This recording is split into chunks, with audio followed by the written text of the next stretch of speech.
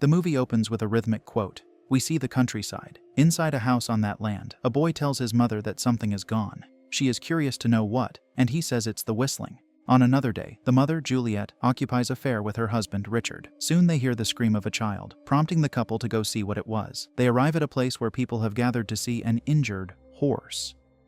The couple's son, Owen, sits alone on the stairs. Richard asks him what happened. We see he is holding a stick with a bloody tip. At their house, Juliet gets off the phone and tells Richard a doctor referred them to a certain clinic. Afterward, she asks her son what happened yesterday at the fair. He simply says he played football. She says he can always tell her if something is troubling him.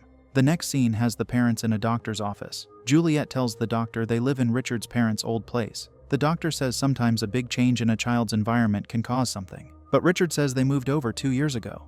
The doctor wants to know what the trigger was for Owen's violence, so he asks if the boy started to display such behavior at school. Juliet answers he has, and Richard says their son has never done anything this bad. Juliet thinks there could be a voice in his head. He told her someone named Jack Gray was whistling to him. Richard believes a man called Gordon told Owen stories. This voice provokes him to do things he knows he should not, says Juliet. The doctor decides to run an EEG scan on their son. Thus we see him with the device attached to him. He struggles with having it on.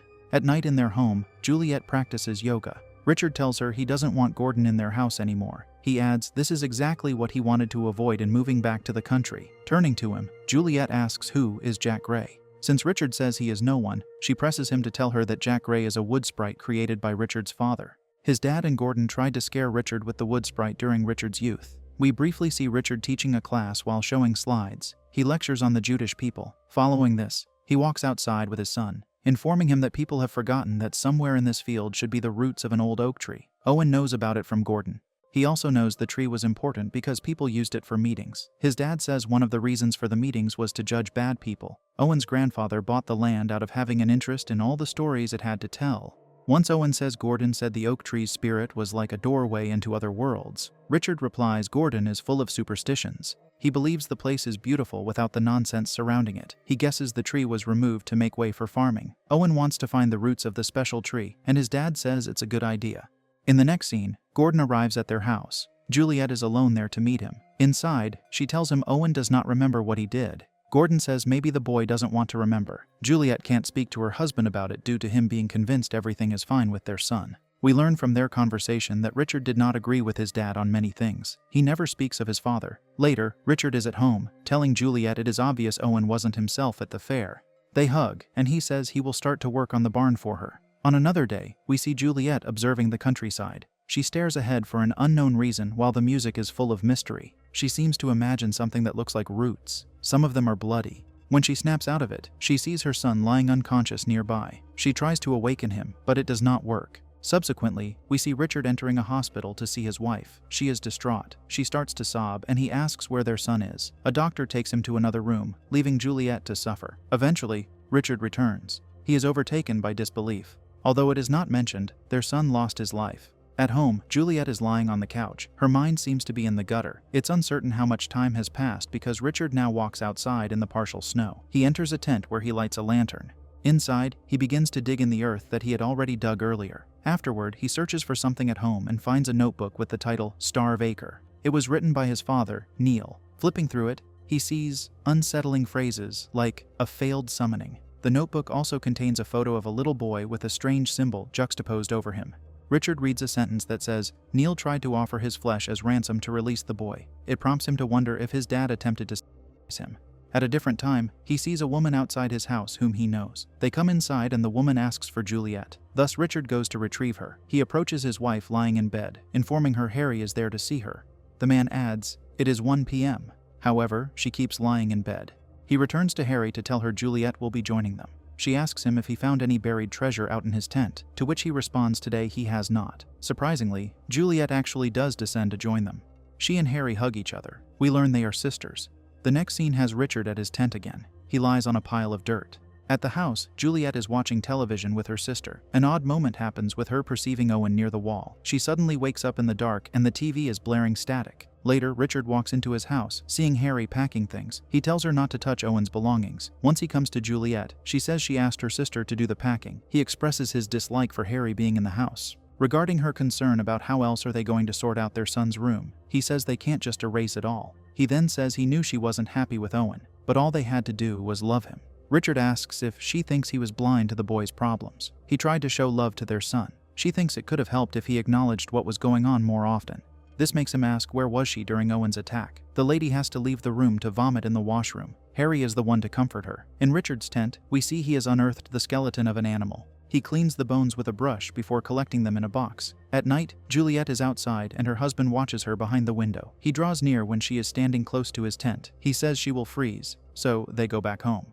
On a different day, Gordon arrives at the house. A woman who is about his age is in the vehicle. He tells Juliet he wants her to meet Mrs. Ford. Harry stands at the doorway, inviting the arrivals inside. Yet Gordon knows Richard does not want him in there. Following this, Ford is in the house with the sisters. Juliet tells the guest that Gordon is a big fan of hers. The woman says she teaches things like yoga and meditation, something Juliet claims not to have done recently. Given this, Ford says they could all try it together. Since they agree to it, she says they must create a peaceful place. Outside, Gordon approaches Richard, telling him they should not be enemies forever. He adds they all made mistakes in life. Furthermore, he says he treated Owen like the boy was his own. Richard rhetorically asks if that is why he scared Owen into having night horrors by telling him about Jack Gray. Gordon replies he didn't mention Jack to him. He believes Owen could have heard it from someone else. However, Richard says his father and Gordon were the only ones who knew of that story. Gordon claims to regret how he treated Richard in the distant past. Switching to the ladies, they sit together. Ford starts to chant in a foreign tongue. Very soon, Juliet says she can't do this. Ford tries to calm her by saying if any negative thoughts enter, she should let them, so they can pass on. She wants them to expel their demons. Juliet begins to cry and says she is sorry for being a disgrace. Ford tells her to forgive herself. She also says Juliet should tell her son he can go now. Once Juliet does it, Ford engages in a deeper chant that seems to cause the candlelight to go out. Another candle suddenly starts to burn with unusual strength. An object starts to move by itself, scaring Juliet. The medium yells for her not to be afraid. After the practice is over, Ford tells Juliet that her son has moved on. With her gone, Richard comes to the sisters and asks them what went on in there. His wife says Ford was there to help release Owen. He makes a face like what he heard is silly before he leaves. Juliet angrily yells for him to go back to sticking his face in the mud. Alone in a room, he looks at the skeleton he collected. A strange substance has somehow grown on it. He pokes it curiously with a pen. The man does not know what conclusion to draw from this. Therefore, he drives with it to the school he teaches at. In there, he shows it to his co-worker, Stephen. Richard wants his help to understand what the substance is without saying it. He just opens the box to show Stephen the skeleton. Surprisingly, now that it has been revealed to someone else, the odd substance has vanished. Stephen asks what he is supposed to be looking for. Richard apologizes to him and leaves with the box. Back at home, he behaves perplexed at what happened. An unknown amount of time passes until he opens the box again. He witnesses something bizarre. A lot of flesh has mysteriously grown on the skeleton. He tries to deal with this phenomenon by taking measurements of the animal and writing them in a notebook. He also takes a photo of it. Later, even more flesh has formed on the animal. At this point, it is easy to discern that it's a hare. Richard inspects its eye. Most amazingly, the hare seems to have a beating heart that could be seen through it. Richard puts a towel over it prior to putting the box near an active fireplace. Later, we see the sisters walking outside. Harry tells Juliet that some time away might help the couple. When Richard enters the room in which he left the forming hare, he now sees a complete living one hiding under the desk. He accidentally makes a noise, scaring the hare. Thus he carefully tries to follow the creature that regained its life in the strangest of ways. Richard searches for food in the trash and finds carrot bits. He presents them to the hare, who is too scared to eat from the man's hand. It prompts him to throw the carrot bits to it. Subsequently, his wife arrives behind the door, asking him if they can talk. She tries to open the door, but Richard closes it. Wanting to know what is going on, she forces herself in. He instructs her to be quiet. She spots the hare, and Richard says the animal needed his help. Her observation of it tells her it's okay. She thinks they need to let it go, because it won't survive in their home. Afterward, Richard is with a bigger box. Juliet puts several oats on the floor to lure the hare to an open space. Once it heads to the food, Richard is quick to throw a blanket over it. He collects the hare to place it into the bigger box. The couple brings the box outside and allows the hare to hop out of it. The revived animal goes into the woods. At their house, the couple engages in intimacy. Later, Richard tells her that during his youth, his dad used to make him stand outside without clothes and with tape covering his mouth. He stood in the field like that, freezing for hours. Shocked, Juliet replies, she never knew his father did anything that bad. He adds his fingers turned blue. Juliet asks why he didn't say anything about this. Richard wanted to give his son the life he wished he had here. Becoming scared, he says he doesn't know what is happening anymore. She tries to calm him in his crying. In the next scene, Richard goes outside where he sees a basket of carrots near the house. He then walks to his digging site to start digging. He does this for a long time. He eventually unearths the trunk of a big tree. Shifting to Juliet, she is busy sketching a hare. As she does, Harry goes into another room and finds Starve Acre. She flips through it to view its disturbing contents. Soon Juliet enters the room, telling her sister she should not be there. But Harry reads that a child, a woman, and a man lost their lives. Juliet takes the notebook to read a rhyme about the gods being just and fair. A tree called the Whistling Tree is also mentioned. She looks at a sketch of it. A few people are in the drawing with axes, ready to cut it down. Following this, Stephen approaches Richard to see he has unearthed the trunk of the special tree. He asks why was it buried. Richard answers, if his father's writings are credible, the reason for the burial was to seal the access to the womb of nature. It is the pagan's entrance to the spirit world. Stephen begins to help in the digging. Switching to the sisters, Harry tells Juliet there is an entire section of Neil trying to release the same spirit. He documented all the things he did to his son. It is very weird, she says. The lady is curious to know who Dandelion Jack is.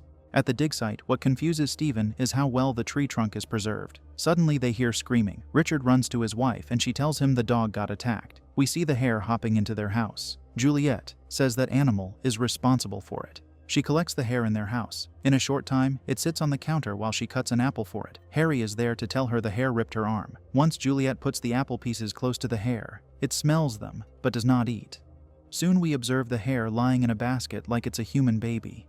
Juliet speaks gently to it, as if it were. Her moment is interrupted by someone yelling outside. Looking out the window, she sees Stephen yelling at a distance that he is there for an unspecified him. He yells with fury. Juliet looks at an illustration in the notebook of a man with a shovel, and it resembles Stephen. Strangely, we see Stephen working with the tree like he was never yelling anything. He tells Richard that the soil has mummified the bark and preserved it. In the meantime, Juliet heads toward them with a knife. Shifting to Harry, she tries to use a payphone. Gordon arrives in his vehicle, telling her she won't have much luck with that phone, so he proposes for her to use the phone at his house. She refuses it. Upon getting asked what happened to her arm, Harry lies that she fell. He gets out of his car to tell her it was Richard's dad who tried to summon the dandelion. He even tried to offer his son as the first ransom. Yet Jack was not interested because it does not work like that. Meanwhile, Stephen sees Richard suffering. Gordon continues that it is Jack who chooses. Only a son who is very loved by his father would make it work. Richard was not loved to a high degree, but Owen was. Now that Richard has uncovered the entrance, the ransom can be settled. Gordon says Harry should be happy her sister was chosen by Jack. He adds Jack has appeared to give her another chance. Unsettled by all of this, Harry drives away. Then we see Juliet has already wounded Stephen with the knife. She walks away, and Richard tries to tend to his co-worker. He is flabbergasted by what his wife did. He goes home to see her with the hare in the basket. Without him saying a word, she asks why deny it, for they gave him physical form. She also says when Owen had his asthma attack, she did not freeze. She had a moment of clarity that they would be better off without him. She says it was thanks to Jack, and Richard becomes distressed hearing this. She tells him to let Jack pour joy over sorrow. Once Harry arrives at the house, she comes to Richard, who tells her not to enter the room he is in. Regardless of what he says, she enters to see her sister with the hare in the bathtub. Juliet wants him to collect the hare with a towel, which he does. Due to this, she says she loves him before she takes the special animal and exits the room. She puts the hare into a crib. We see Gordon in their field, putting Stephen into an indentation in the ground to bury him. Ford is also there to say he must go into the womb of nature. She wants these tokens of affection to be accepted. Harry walks into the room with the couple and the hare. Juliet says it wants to play with her. While Harry is with it, Richard whacks her on the head with a hammer, causing the poor lady to fall. Blood leaks out of her on the floor. Juliet doesn't even seem upset as she collects the hare to sit with it. She begins to feed it like it is a human baby. Richard stands beside her and starts to sing a melancholic song, concluding the film.